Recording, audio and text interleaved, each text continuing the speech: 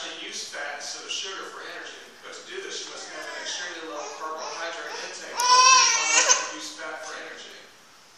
You will need to eat foods high in protein, high in fat, and low in carbs.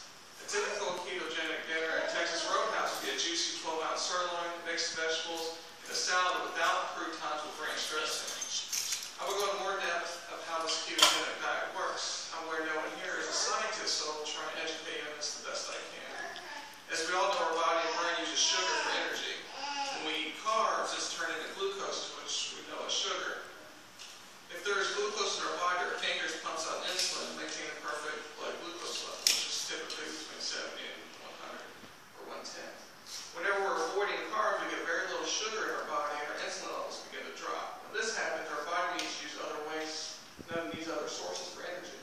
There's two ways our body can do this. It can break down muscle and use protein as energy, or it can break down fat and use ketones as energy. When that insulin level drops, our metabolism shifts from glucose to fat utilization. The liver will actually start producing ketones from fat that's in our bloodstream and in our body.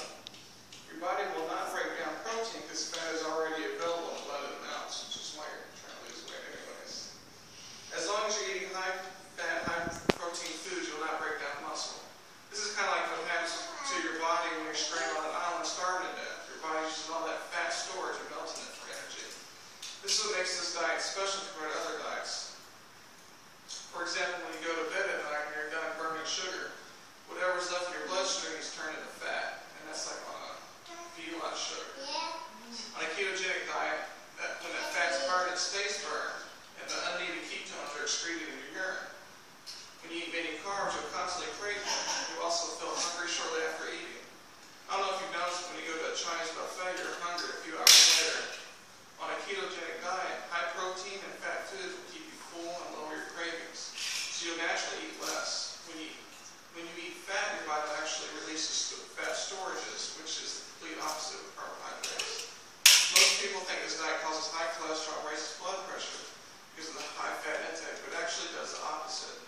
No one knows why it does, but multiple studies were done, and triglycerides were lowered significantly, and the good fat known as HDL was raised. They think it's because you're using the fat that's actually in your bloodstream. With this diet, most of the fat that is burned is physical fat. This is the dense fat around your organs known as the belly fat. Because this fat burns off, it actually lower your blood pressure, having less fat around your organs. What else is interesting about this diet is you eat more calories compared to other diets. Your body requires a lot of fat to be used for energy compared to carbs, where your body does not need as much sugar. So since 75% of calories is from fat, you can eat more compared to other diets. Now that you know how this low-carb diet works, I'll tell you what foods you can eat and what foods to avoid. The main source of food is going to be any animal source like beef, lamb, goat, any wild-caught fish, seafood, and of course chicken. For vegetables, you can have any leafy lean greens like spinach, lettuce, chives, vegetables like kale, radishes, celery stalk, asparagus, cucumbers, and squash. As for fruit, you're very limited. Pretty much just avocados and coconuts. Occasionally you can have these foods I'm about to list, but you need to be careful not to overdo it because they contain some carbs. You can actually have some vegetables like cabbage, cauliflower, broccoli, Brussels sprouts, turnips, eggplants, tomatoes, and peppers. Some root vegetables you can have only occasionally: onion, garlic, and mushrooms. For the most part, some berries are okay in moderation. If kept to a minimum, you can have nuts and seeds like pecans, almonds, walnuts, hazelnuts, sunflower seeds. You need to be careful not to overdo it.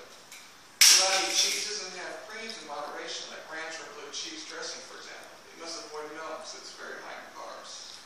As for beverages and condiments, you can drink anything that has no carb sweeteners or drinks that have no carbs like water, coffee, and tea. Condiments you can have is pork rinds, which would be your new potato chip, mayonnaise, mustard, pickles, all spices, all herbs, lime juice, and whey protein. Now the foods you must avoid completely are all grains, even whole grain bread. Anything with wheat, rye, oats, corn, barley, rice, potatoes.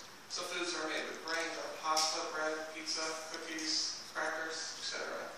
Foods to avoid, or fruits to avoid: pineapple, mango, banana, grapes, tangerine, so pretty much all food. Even fruit juices you must avoid.